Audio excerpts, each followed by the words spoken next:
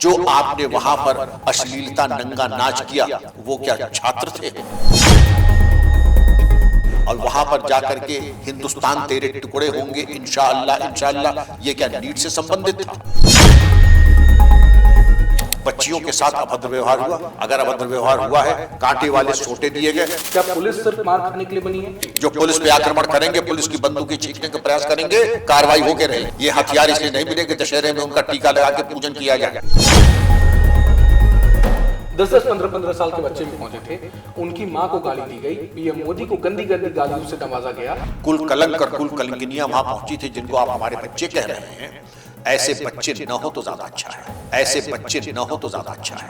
Toilet साफ करवाइए, community service तो हमारे यहाँ है। बच्चों ने गाली दी, लेकिन अरविंद केजरीवाल ने स्टेटमेंट दिया कि ऐसी 10 रुचिका और पैदा हो गई है। उनकी तो कुटाई वैसे भी 1-2 बार मैंने सुना किसी ऑटो टॉलरेट कर दिया था।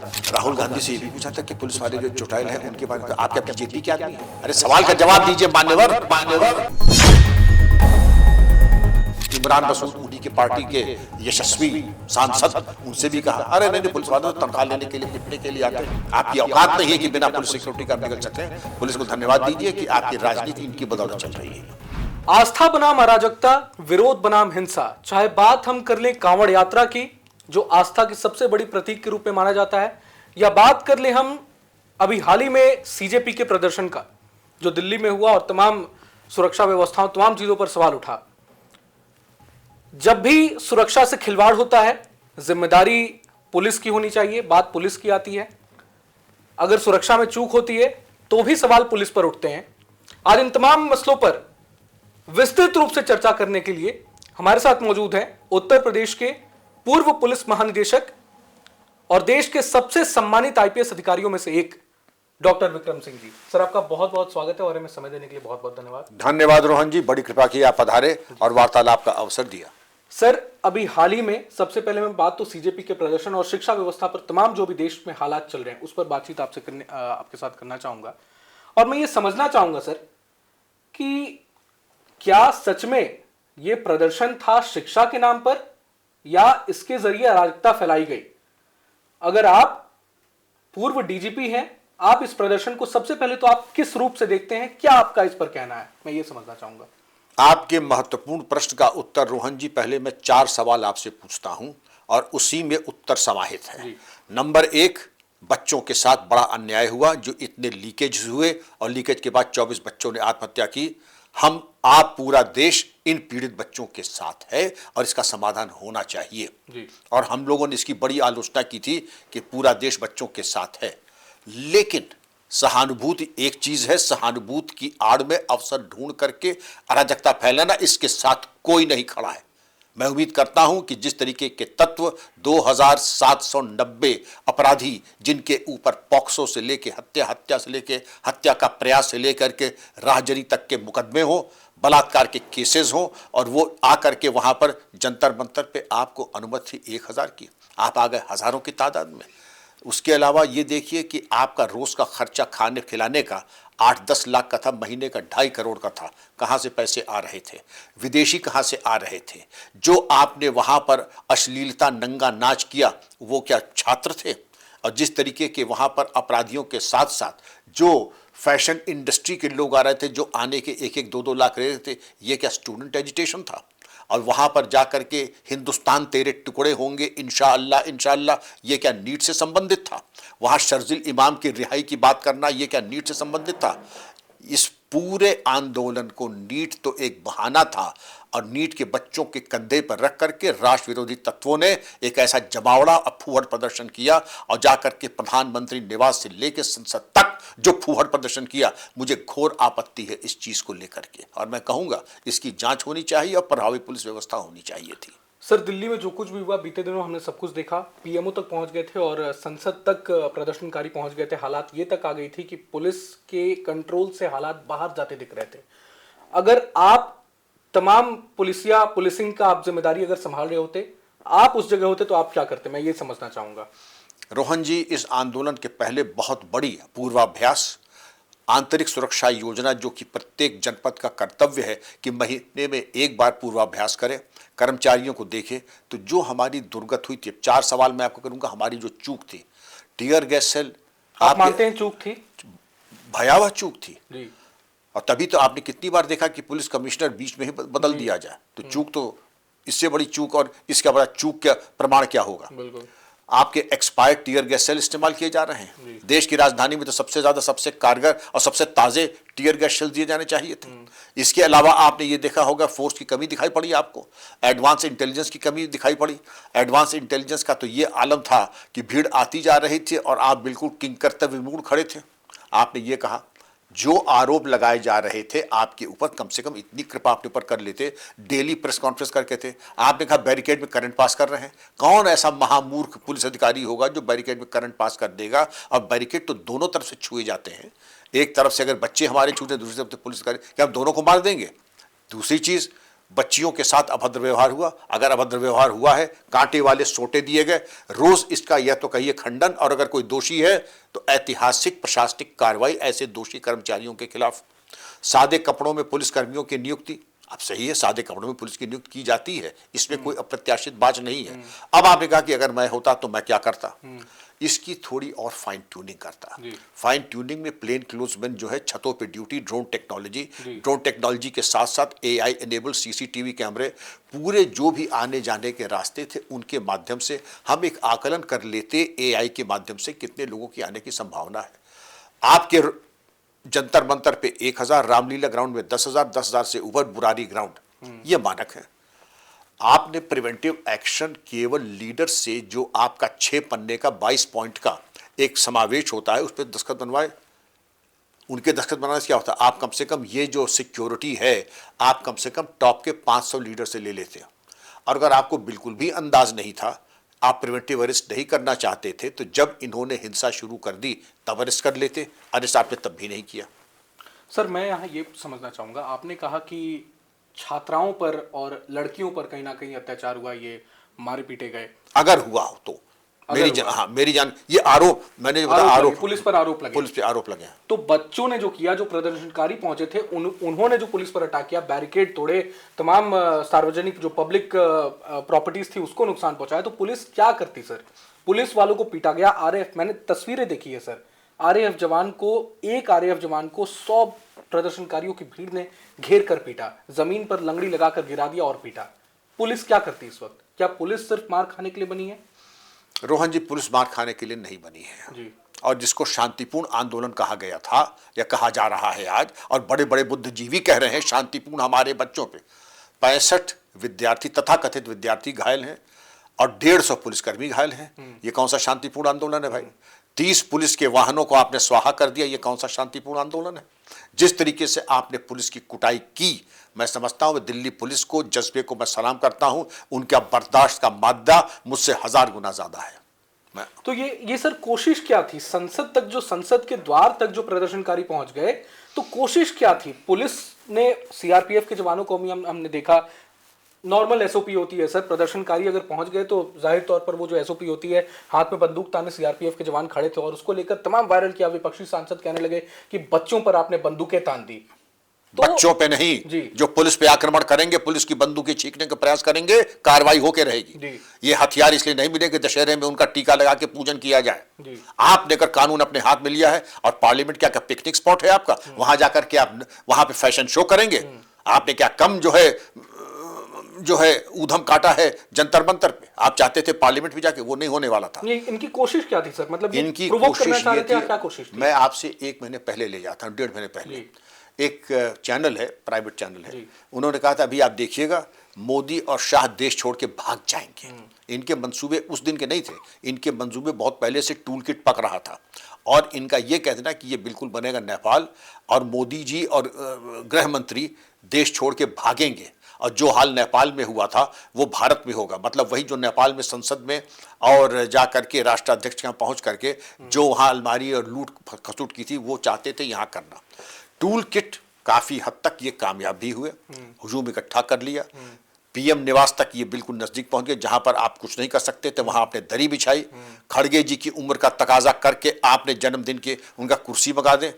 अब कुर्सी भी लग गई, हजूम भी आ गया, बस यही बाकी तक हलवाई बुला के कचौड़ी पकौड़ी आपने नहीं तलवाई, केक नहीं कटवाया, बाकी सब कर्म तो आपने करा ही दिए। मैं चाहता हूं उसी वक्त इनके ऊपर होनी चाहिए थी कार्रवाई। और इनके एक सांसद ने हमारे सब इंस्पेक्टर के साथ किया अभद्र व्यवहार, धक्का मुक्की की, उस सांसद को वहीं पर गिरफ्तार हो जाना चाहिए था। स्पीकर को एक मैसेज चला जाता, वो भी नहीं किया गया। तीसरी चीज, संसद में आपने क्या समझ रखा था? पिकनिक स्पॉट है, आप वहां जाके नाच गाने, वहां पे रील बनाएंगे, जाके रील बना बना करके तो आपने तबाह कर दिया अपने आप को। अब संसद ऐसी जगह नहीं, वहां पे जब इन्होंने देखा कि हमारी सशस्त्र टुकड़ियों ने, सीआईएसएफ आदि ने मोर्चा संभाल लिया, अब मालूम था कि अब गोली चलने वाली है, तो उल्टे मुंह ये वापस आ गए। इनको मालूम था कि अब यहां अंग भंग हो सकता है। नहीं सर, उनकी तो कोशिश थी कि गोली चल जाए, ऐसा देखने में तो यही लग रहा था कि गोली चल जाए और उसके बाद हालात क्या होते फिर। उनकी नहीं, जो इनके प्रायोजक थे वो चाहते थे। कौन थे प्रायोजक सर? प्रायोजक तो जो उनका टूल किट था, और जो नेता इनको बहुत बढ़ चढ़ करके थे, मैं उनको प्रायोजक मानता हूं। कौन से नेता सर? अरविंद केजरीवाल का नाम आ रहा है। अरविंद केजरीवाल थे इसके पीछे? मैं ये तो नहीं कहूंगा, मेरे पास ऐसा कोई प्रमाण नहीं है, लेकिन अरविंद केजरीवाल इनके प्रबल समर्थकों में से एक हैं। अच्छा। आपको गाली नहीं दिख रही है, आपको 150 पुलिसकर्मी घायल नहीं दिख रहे हैं, आप इनके समर्थन में खुल के, और जो टूल किट सामने आ रहा है, जो इनका अध्यक्ष है वो किसी टाइम पर आपके साथ था और आपका मीडिया इंचार्ज था, कुछ चीजें तार आपस से मिल रहे हैं, ये इन्वेस्टिगेशन के तो पुलिस बताएंगे, लेकिन जो आपके साथ चट्टान की तरह खड़ा है वो जवाब दे कि आपने इनको संसद और पीएमओ तक पहुंचाने में आपकी क्या भूमिका, और वो इसकी जांच होनी चाहिए। सर लेकिन पेपर लीक हुआ, बच्चे तो वहां प्रदर्शन करने पहुंचे, सर जवाबदेही तय करने के लिए पहुंचे थे और सरकार से जवाब मांग रहे थे शिक्षा मंत्री का, इसलिए इस्तीफा भी हुआ। सर कैसे हम इसे कह सकते हैं कि ये प्रदर्शनकारी कहीं ना कहीं अरविंद केजरीवाल और ये तमाम टूल किट था? क्या इसे टूल किट कहना सही होगा? बिल्कुल सही होगा।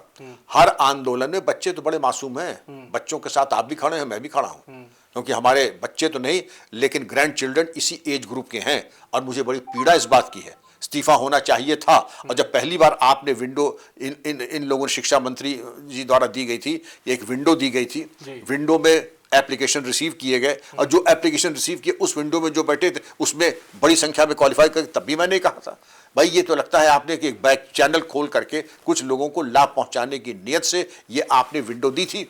तो जब सर इस्तीफा देना ही था तो पहले ही बात हो जाती। सरकार ने इतने दिनों तक ये उलझाए क्यों रखा? ये तो राज सत्ता की बात है, इसका उत्तर वही देंगे, लेकिन मैं हमेशा से कह रहा था कि इतनी बड़ी लीकेज के बाद किसी भी मंत्री का अपने पद पे बने रहने का कोई औचित्य नहीं है। मंत्री को इस्तीफा देना चाहिए था। मैं इसी बात करते हैं, चंदा चोरी को मैं ले रहा हूं, उन्होंने कहा कि साहब आप इसमें क्या, जो नीचे टिल्लू पिल्लू जो गए हैं क्या इनको मानते हैं, या जो ऊपर, हमने कहा जो ऊपर हैं उनके बारे में, जो चट्टान की तरह खड़े हैं कि साहब ये बिल्कुल निष्पाप निष्कलंक और इनके ऊपर कोई आरोप नहीं, बड़ी उज्ज्वल कल्लाख हो। आपके नीचे अगर सुल्ताना मान सिंह पल रहे हैं, फल फूल रहे हैं, तो आपको भी हटना पड़ेगा और आपकी जिम्मेदारी निर्धारित करनी पड़ेगी। शर्मा जी, ये नहीं है कि मैं तो बड़ा निष्पाप निष्कलंक हूं लेकिन मेरे नीचे डकैत पल रहे हैं और सुखी समृद्ध हो रहे, ये नहीं चलने वाला है।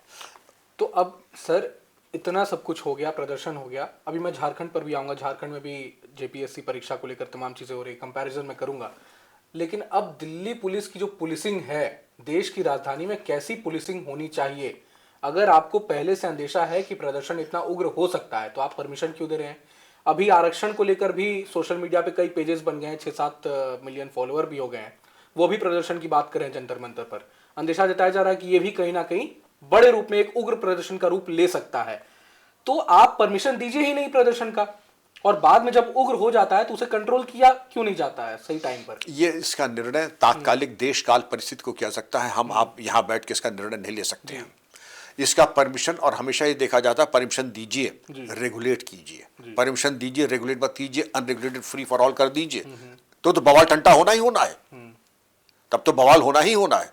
रेगुलेट कीजिए तभी आपको पाबंद किया जाता है, तभी आपसे 6 पन्ने के 22 पॉइंट्स के ऊपर आपसे दस्तखत कराया जाता है, इसीलिए कि आप अब नियंत्रण करें। और कोई भी अगर दुर्व्यवस्था होती है, अपराध होता है, आपराधिक कृत्य होता है, तोड़फोड़ होती है, उसकी पूरी जिम्मेदारी आपकी मानी जाएगी। सर आपसे पुलिसिंग से थोड़ा हटकर सवाल मैं पूछना चाहूंगा। पीएम मोदी देश के प्रधानमंत्री को लेकर जंतर मंतर के पास जो भी प्रदर्शनकारी पहुंचे थे, छोटी छोटी बच्चियां पहुंची थी, छोटे छोटे 10-10, 15-15 साल के बच्चे भी पहुंचे थे, उनकी मां को गाली दी गई, पीएम मोदी को गंदी गंदी गालियों से नवाजा गया, आप इसे कैसे देखते हैं? मुझे घोर आपत्ति है इस चीज को लेकर के, जो कुल कलंक और कुल कलंकिनियां वहां पहुंची थी, जिनको आप हमारे बच्चे कह रहे हैं, ऐसे बच्चे न हो तो ज्यादा अच्छा है। सर जेनजी कहा जा रहा है, जेनजी हो या कुछ भी हो, आप कुछ भी कहे, कॉकरोच कहिए, जेनजी कहिए, मुझसे इसका तात्पर्य यह है, लेकिन जो संस्कार विहीन है, मुझे प्रश्न चिन्ह है उसके ऊपर, उसकी मौजूदगी पे, उसके माता पिता के ऊपर। क्या उनके ऊपर एक्शन होना चाहिए था? क्यों नहीं होना चाहिए था? जुवेनाइल जस्टिस एक्ट खत्म हो गया है, जरा सड़कें साफ कराइए, जरा हेज वेज कटवाइए, कुछ जरा उनसे जो है टॉयलेट साफ करवाइए। कम्युनिटी सर्विस तो हमारे यहाँ जिन बच्चों ने गाली दी, जिन बच्चों ने गाली दी है, मैं ये तो नहीं कहूंगा कि उनको काला पानी दे दीजिए, ना होना चाहिए, लेकिन जिनको दिया है ये इसी के पात्र हैं कि जो कम्युनिटी सर्विस का प्राविधान बीएनएस में आया है, बीएनएसएस में, उसके अनुरूप इनको यही सजा मिलनी चाहिए कम्युनिटी सर्विस। प्रधानमंत्री मोदी ने बोला कि ये एक सीख के तौर पर है, अब बच्चों को माफ कर देना चाहिए, लेकिन ये संस्कार आ कहां से रहे हैं? कौन दे रहा है इन्हें संस्कार? इनकी माता पिता की जवाबदेही तय होनी चाहिए या नहीं? ये कहावत है, जेनजी जो कहा जा रहा है सर, देश का भविष्य बताया जा रहा है, क्या होना चाहिए? ये आपके पास कंप्यूटर बड़ा अच्छा है, लेकिन सॉफ्टवेयर अगर घटिया है आपका, तो कंप्यूटर 2 कौड़ी का आप घूरे में फेंक देंगे, क्योंकि वो स्टार्टअप ही नहीं होगा। उसके बस का 2 + 2 = 4 जवाब देना मुमकिन नहीं है। ये वैसे ही हैं संस्कार विहीन। संस्कार विहीन, इनको बस ये कि मुफ्त की रोटी इनको मिलती रहे, मुफ्त का माल जुनैद खिलाता रहे, ये भी नहीं पूछेंगे ये मोदी की तेरही के समोसे हैं। तुमने दरअसल तेरही कर ली अपने माता पिता की प्रतिष्ठा की, अपनी खुद की प्रतिष्ठा की, और अब जो तुम रो रो करके कर रही हो, तुम्हें पहले सोचना चाहिए था। माता पिता चूंकि खुद इतने पतित हैं, माता पिता, उनके अंदर इतना नैतिक साहस नहीं है कि अपने कुल कलंकनों वंश लोचनों को ये कह सकें अगर तुम दोबारा आए तो हम तुम्हें घर में घुसने नहीं देंगे। और कई माता पिता ने किया, अब तुम आज से तुम्हारा संबंध खत्म, घर लौट के मत आना। अरविंद केजरीवाल का मैं बयान सुन रहा था। रुचिका एक लड़की जिसने पीएम मोदी को गाली थी, उसने सोशल मीडिया पर आकर माफी भी मांगी, लेकिन अरविंद केजरीवाल ने स्टेटमेंट दिया कि ऐसी 10 रुचिका और पैदा हो गई हैं। क्या इसे बढ़ावा नहीं दिया जा रहा है केजरीवाल? बिल्कुल बढ़ावा दिया जा रहा है। केजरीवाल साहब खुद ऐसे कौन से इन्होंने पहले कद्दू में तीर चलाए हैं कि जब आप उनसे सात्विकता का मानक स्थापित करेंगे, या ऐसे पूजनीय व्यक्ति हैं, उनकी तो कुटाई वैसे भी 1-2 बार मैंने सुना किसी ऑटो ने कर दिया था। इस तरीके की बातें करके उन्होंने अपने स्तर को गिराया है। गालीबाजों को बनिस्बत ये कहें कि हम तुमसे उम्मीद करते हैं कि तुम अपने जीवन में शिष्टाचार और सात्विकता लाओ, आप ही कह रहे हैं 10 रुचिका और हो गई हैं, तो 10 रुचिका का इलाज करने वाले 1000 और पैदा हो गई हैं, बता दूं। रुचिका तो पैदा होंगे, कब होंगे बता दूं, लेकिन इसका विरोध करने वाले जो हैं वो बिल्कुल मुखर हो करके और पूरी शिद्दत के साथ इनका विरोध करने के लिए आ गए हैं। सर, अभी झारखंड में भी, रांची में आप देख सकते हैं, झारखंड की राजधानी रांची में जेपीएससी परीक्षा पेपर लीक को लेकर तमाम प्रोटेस्ट हो रहे हैं। कई विजुअल्स वहाँ भी सामने आए कि वहाँ भी आज़ादी के नारे लगने शुरू हुए थे, लेकिन कुछ छात्रों ने इसे बोला कि नहीं, यहाँ पे आज़ादी के नारे ये सब मत लगाइए और इसे जंतर मंतर नहीं बनने दीजिए। कैसे देखते हैं झारखंड? मैं ये देखता हूँ जंतर मंतर के बच्चों को मैं सलाम करूंगा, उनके जज्बे को मैं प्रणाम करूंगा। रांची के बच्चों को, उनकी तो गिनती हम लोगों ने की नहीं। जंतर मंतर का वही स्टेटस है कि जैसे हवाई जहाज के फर्स्ट क्लास में, बिजनेस क्लास नहीं, हवाई जहाज के फर्स्ट क्लास का मुसाफिर और हमारी ट्रेन सामान्य पैसेंजर का जो 3rd क्लास का पैसेंजर होता है, इतना फर्क है। हमारे बच्चे झारखंड के, रांची के बहुत श्रेष्ठ हैं। उन्होंने जो शिष्टाचार और जो अनुशासन का परिचय दिया वो अनुकरणीय था। जंतर मंतर में तो लुटिया डुबो दी इन्होंने। अभी पेपर लीक को लेकर मुद्दा इतना उठा, शिक्षा व्यवस्था को लेकर मुद्दा उठा, राहुल गांधी अभी तक झारखंड नहीं पहुंचे, रांची नहीं पहुंचे। अभिजीत दीप के जो सीजेपी कॉकरोच जनता पार्टी के जो प्रमुख हैं वो भी अभी तक झारखंड नहीं पहुंचे, क्या कहना चाहेंगे? क्योंकि उसके तार नहीं मिल रहे, उससे लाभ नहीं होगा। आपने एक महत्वपूर्ण सवाल तो पूछा ही नहीं। राहुल गांधी से ये भी पूछा था कि पुलिस वाले जो चुड़ैल हैं उनके बारे में, तो आप क्या बीजेपी के आदमी हैं? अरे सवाल का जवाब दीजिए मान्यवर। क्योंकि पुलिस के इंजरी की चर्चा करना, समर्थन आप कर नहीं सकते हैं, विरोध आप करेंगे तो आपका वोट बैंक जो है उल्टा पड़ जाएगा, इसलिए इसका जवाब ही मत दो। इमरान मसूद, उन्हीं के पार्टी के यशस्वी सांसद, उनसे भी कहा अरे नहीं, पुलिस वाले तो तनख्वाह लेने के लिए, पिटने के लिए आते हैं। तो सबसे पहले तो मैं ये कहूँगा, अगर आपको पुलिस से इतनी एलर्जी है तो एक काम कर लीजिए, बातों में और कथनी करनी में इतना फर्क नहीं होना चाहिए। पुलिस की जो सिक्योरिटी आपको लेकर चलते हैं उसको बंद कर दीजिए। आप पुलिस सिक्योरिटी ना बंद कर दीजिए, आप घर से निकल नहीं पाएंगे नेताजी। आपकी औकात नहीं है कि बिना पुलिस सिक्योरिटी का आप निकल सकें। पुलिस को धन्यवाद दीजिए कि आपकी राजनीति इनकी बदौलत चल रही है। जी सर, कॉकरोच जनता पार्टी को लेकर क्या राय है आपकी? कॉकरोच जनता पार्टी जेनजी की आवाज बनकर आई है, क्या कहना चाहेंगे? ये तो वही कहते हैं कि कॉकरोच जनता पार्टी, ये ना कॉकरोच है, ना जनता है, ना पार्टी है। ये एक मौसमी एक बुखार है और जैसे आया था वैसे ही चला जाएगा। नहीं है? आपको लगता है आगे चलकर भारतीय राजनीति में कुछ कॉकरोच जनता पार्टी का भविष्य? राजनीति मेरा विषय नहीं है, लेकिन मैंने देखा ऐसी मौसमी चीजें अपील तो बहुत करती हैं, लेकिन जैसे आती हैं वैसे ही लुप्त हो जाती हैं। सर, मैं कांवड़ यात्रा को लेकर भी बात करना चाहूंगा। कांवड़ यात्रा आस्था का सबसे बड़ा प्रतीक के रूप में इसे देखा जाता है, लेकिन कई बार कांवड़ यात्रा में हिंसा को लेकर सवाल उठाए जाते हैं और खबरें भी आती हैं। इस बार भी कई जगह खबरें आई हैं हिंसा की कांवड़ यात्रा में, कांवड़ियों को लेकर भी ये तमाम डीजे वगैरह, आम लोगों को परेशानियों की भी बात इसमें सामने आती है। इस बार खबर ये आई है कि कांवड़ यात्रा के चलते कई जिलों में, यूपी के कई जिलों में स्कूल बंद कर दिए गए हैं 1 हफ्ते 10 दिन के लिए। तो एक तरफ शिक्षा व्यवस्था को लेकर अभी तमाम चीजें इतनी चल रही है देश में, और कांवड़ यात्रा के चलते स्कूल बंद कर दिए गए करीब 1 हफ्ते 10 दिन के लिए। आपको नहीं लगता है कि आस्था के चलते शिक्षा प्रभावित हो रही है? मुझे घोर आपत्ति है, क्योंकि क्या हमारे बच्चे उस 1 हफ्ते की फीस नहीं भरेंगे? भरेंगे। क्या उस 1 हफ्ते जो उनका इतना बड़ा स्कूल का करिकुलम है, 1 हफ्ते की जो पढ़ाई का नुकसान होगा वो कैसे भरपाई होगी? एक्स्ट्रा क्लास लगेंगे, टीचर्स एक्स्ट्रा पढ़ाएंगे, ये पूरी एक अपूर्णीय क्षति हो जाती, करिकुलम में डिसरप्शन हो जाता है, बच्चों का टेम्पो। और बच्चा कोई भी हो, बच्चों को मतलब ये नहीं कि क्लास 9 क्लास 11 के बच्चे, मैं दर्जा 1 से लेकर के दर्जा 12 के बच्चों तक की बात कर रहा हूँ। स्कूल निर्विघ्न रूप से चलने चाहिए, शोर शराबे इसका कोई गुंजाइश नहीं है। आप अपना इतना कर ले कि आपके 10 गज के 15 गज 20 गज तक की आपकी भजन संध्या और भजन कार्यक्रम चलता रहे। स्कूल कॉलेज मरीज मेडिकल वालों को इससे कोई कष्ट नहीं होना चाहिए। आस्था का तात्पर्य यही है, सेवा, आभार, अहोभाव। और उसमें ये कौन सा अहोभाव है कि मेडिकल कॉलेज में लोगों को पैल्पिटेशन होने लगे आपके डीजे से? और ये मैंने सुना है, मैंने कई साल वहाँ पे सेवा दी है। वहाँ पुलिसकर्मी आपकी सेवा के लिए हैं। आप कोशिश ये करें कि आपके किसी भी कार्य से किसी को असुविधा ना हो। वो तो रास्ते भी आपने बंद कर दिए, लोग बड़े बड़े डिटूर लेकर के आवागमन रहता है, एम्बुलेंस का आवागमन भी बंद हो जाता है। इससे परहेज करें, ये नहीं होना चाहिए। सर, झारखंड में भी हम देखते हैं देवघर सबसे बड़ा धार्मिक स्थल है, वहाँ भी कांवड़ यात्रा निकाली जाती है, लेकिन वहाँ ऐसा आज तक हमने कभी नहीं देखा इस तरह से कि आम जनता परेशान हो रही हो, स्कूल बंद कर दिए गए हों, कॉलेज बंद कर दिए गए हों। तो यूपी में असल में दिक्कत कहाँ आ रही है? दिक्कत ये आ रही है कि यहाँ पर क्या सिस्टमैटिक रूप से उसको कमर्शलाइज बहुत कर दिया है। क्योंकि ये व्यापार केंद्र है, आप प्रायोजक कार्यक्रम भी चलते हैं। और आप देखें कि एक वैसे हमें आप में आस्था हो ना हो, लेकिन हर 10 कदम पे ऐसे दिव्य व्यंजनों के आपके भंडारे चलते रहते हैं सदाव्रत 24 घंटे, कि वहाँ पर मालूम पड़े कि इतने दिनों की पिकनिक है ये। आपको करना धरना कुछ नहीं है, गाड़ी पे उठिए, पैदल मत चलिए, क्योंकि आवश्यक नहीं कि आप पैदल चलें। आप गाड़ी पे चलिए, हर जहाँ भंडारा चल रहा है वहाँ भंडारा खाइए, वहीं पे सो भी जाइए, सोने की व्यवस्था है। और कई जगह तो जब मसाज चेयर्स लगे हैं, आपकी मसाज भी हो जाएगी। और ज़्यादा भाग्यशाली तो पुलिस वाले ही आपका पैर दबाने लगेंगे। इन सब चीज़ों से करना चाहिए परे। कांवड़ यात्रा मतलब तपस्या, और तपस्या में इन सब चीज़ों का कोई स्थान नहीं है। तो कमर्शलाइजेशन चूँकि है, इसलिए यहाँ पर ये तमाम चीज़ें दिखाई पड़ती हैं जिनका तपस्या से कोई लेना देना नहीं है। कांवड़ियों का जी, तपस्या का कोई नहीं, कांवड़ियों को मैं नहीं कहूँगा। मैं कहूँगा कि जो लोग इतना सुविधा का उपभोग करते हैं वो तपस्या नहीं है। अच्छा। वो कांवड़ियाँ हो चाहे मैं और आप हो।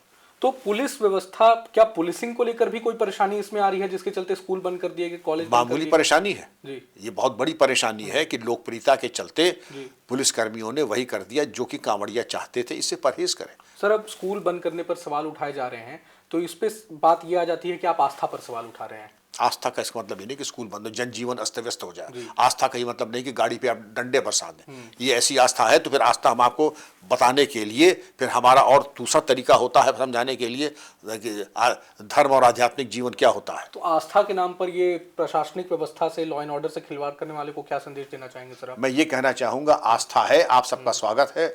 आप खूब हर हर महादेव करते हुए जाइए, और शिव स्त्रोत पढ़ते हुए जाइए, रुद्री करते जाइए, मौन व्रत कीजिए, तपश्चर्या कीजिए और धन्य होइए। आपका तपस्या, लेकिन अगर जनजीवन अस्त व्यस्त हो रहा है, पुलिस और कानून व्यवस्था का आप पालन नहीं कर रहे हैं, तो आप पथभ्रष्ट हैं।